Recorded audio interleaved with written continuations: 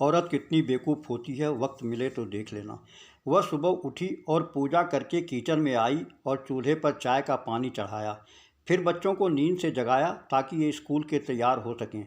कुछ ही पलों में वो अपने सास ससुर को चाय देकर आई। फिर बच्चों का नाश्ता तैयार किया और इस बीच उसने बच्चों को ड्रेस भी पहनाई। फिर बच्चों को नाश्ता कराया। पति के लिए दोपहर का लंच बनाना भी ज़रूरी था। इस बीच स्कूल की वैन आ गई और बच्चों को वैन तक छोड़ने चली गई। वापस आकर पति का लंच बनाया और फिर मेज़ से जूठे बर्तन इकट्ठा किए। इस बीच पतिदेव की आवाज़ आई कि मेरे कपड़े निकाल दो। उनको ऑफिस जाने के लिए कपड़े निकाल कर दिए।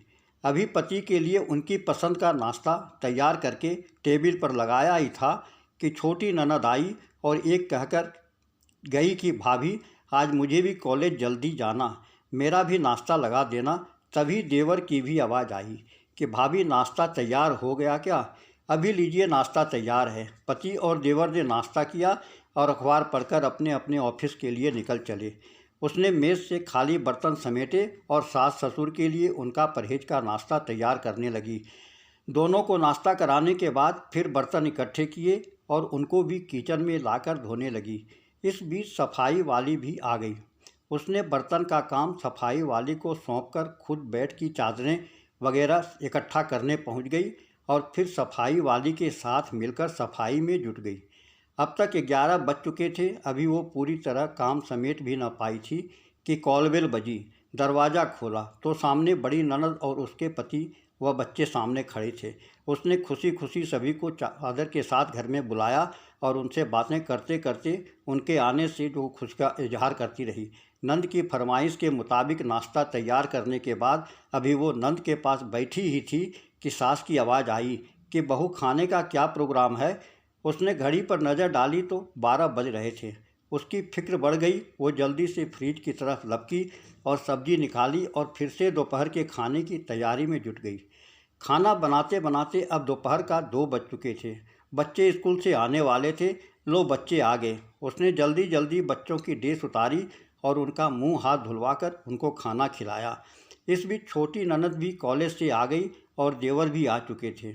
उसने सभी के लिए मेज़ पर खाना लगाया और खुद रोटी बनाने में लग गई। खाना खाकर सब लोग फ्री हुए तो उसने मेज़ से फिर बर्तन जमा करने शुरू कर दिए। इस वक्त 3 बज रहे थे। अब उसको खुद को भूख का एहसास होने लगा था।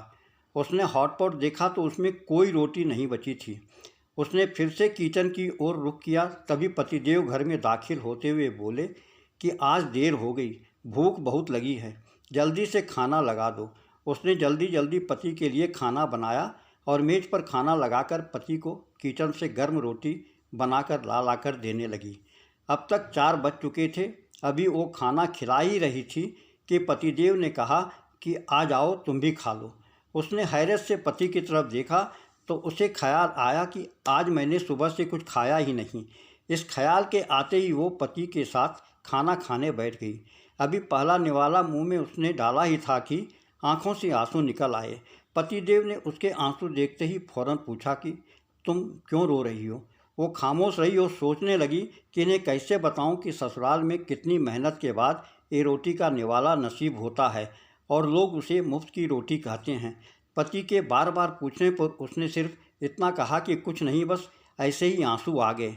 पति मुस्कुराए और बोले कि तुम औरतें भी बड़ी बेवकूफ़ होती हो, बिना वजह रोना शुरू कर देती हो। आशा करता हूँ कि आपको हमारी स्टोरी पसंद आई होगी। अगर पसंद आई हो तो कमेंट कीजिए, लाइक कीजिए, शेयर कीजिए। चैनल पर नए हों तो सब्सक्राइब कीजिए। धन्यवाद।